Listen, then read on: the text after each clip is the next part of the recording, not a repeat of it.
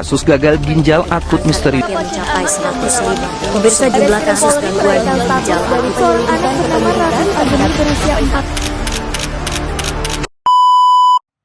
4. Oke, dari video yang kita lihat, tidak sedikit dari kita yang terkena gagal ginjal. Baik, di sini saya dan rekan-rekan saya akan menjelaskan beberapa penjelasan tentang gagal ginjal. Oke, apa sih gangguan ginjal kronik? Gangguan ginjal kronik merupakan gangguan fungsi renang yang progresif dan irreversibel, di mana kemampuan tubuh yang gagal untuk mempertahankan metabolisme dan keseimbangan cairan elektrolit sehingga terjadinya uremia. Meskipun ukurannya yang kecil, ginjal berfungsi menjaga keseimbangan serta mengatur konsentrasi komposisi cairan tubuh. Berikut gejala gagal ginjal. Yang pertama, sering buang air kecil. Yang kedua, tidak buang air kecil sama sekali. Yang ketiga, tangan dan kaki bengkak. Yang keempat, urin berdarah. Yang kelima, urin berbusa. Yang keenam, susah tidur di malam hari. Yang ketujuh, mudah lelah. Diagnosis gagal ginjal meliputi serangkaian tes. Yang pertama itu ada tes darah untuk mengukur kadar kreatinin dan nitrogen urea darah untuk mengevaluasi fungsi ginjal. Yang kedua ada tes urin untuk menilai kadar protein, darah, atau zat lain yang tidak normal. Yang ketiga ada pencitraan seperti USG, MRI, atau CT scan untuk melihat struktur ginjal dan mendeteksi kelainan. Yang keempat ada biopsi. Dalam beberapa kasus, sampel kecil jaringan ginjal diambil untuk pemeriksaan lebih lanjut. Pengobatan gagal ginjal. Pilihan pengobatan gagal ginjal tergantung penyebab dan tingkat keparahan kondisi. Yang pertama, obat-obatan diberikan untuk mengelola gejala, mengontrol tekanan darah, dan mengobati kondisi yang mendasar seperti diabetes. Yang kedua, dialisis. Prosedur penyelamatan yang menyaring produk limbah dan kelebihan cairan dari darah ketika ginjal tak lagi berfungsi. Lalu yang ketiga ada transplantasi ginjal.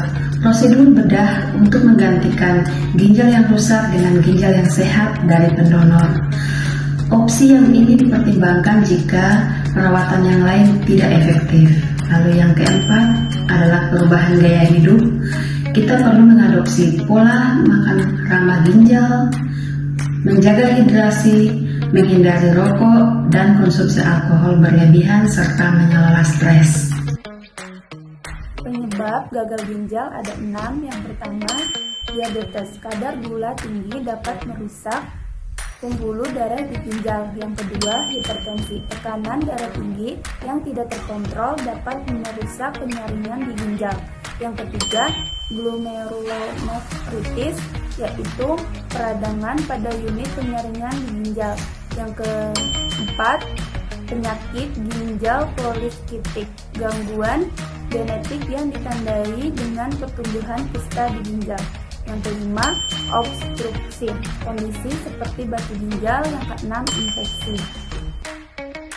Pencegahan gagal ginjal. Meskipun beberapa faktor risiko gagal ginjal tidak dapat dikendalikan, menerapkan gaya hidup sehat dapat secara signifikan mengurangi risikonya. Yang pertama itu menjaga pola makan sehat, mengonsumsi makanan seimbang seperti buah, sayuran, biji-bijian, dan protein tanpa lemak, serta membatasi garam, gula, dan makanan olahan.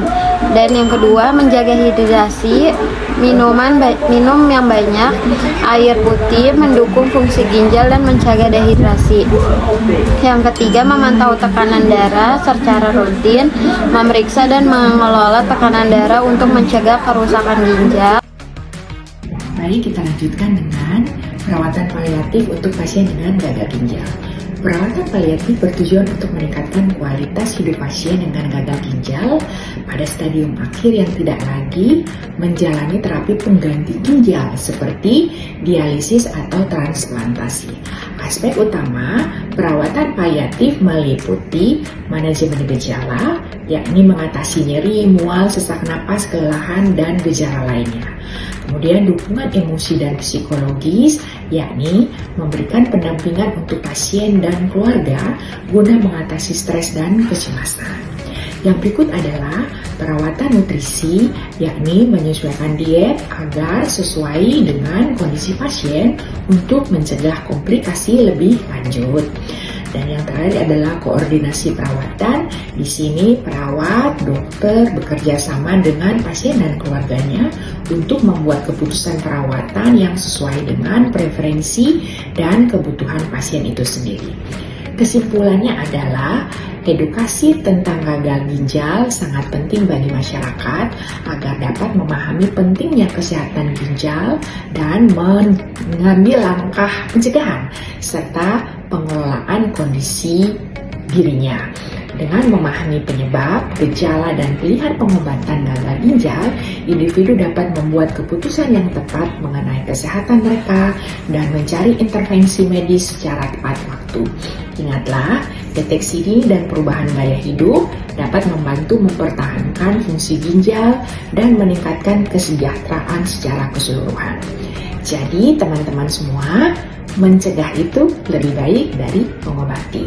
Marilah mulai dari sekarang kita merubah gaya hidup kita yang kurang sehat menjadi sehat, lebih banyak berolahraga, banyak minum air putih, air mineral, dan sedapat mungkin kita tidak lagi minum kemasan yang banyak gulanya yang nanti dapat merusak ginjal kita atau organ tubuh lainnya. Demikian teman-teman, terima kasih.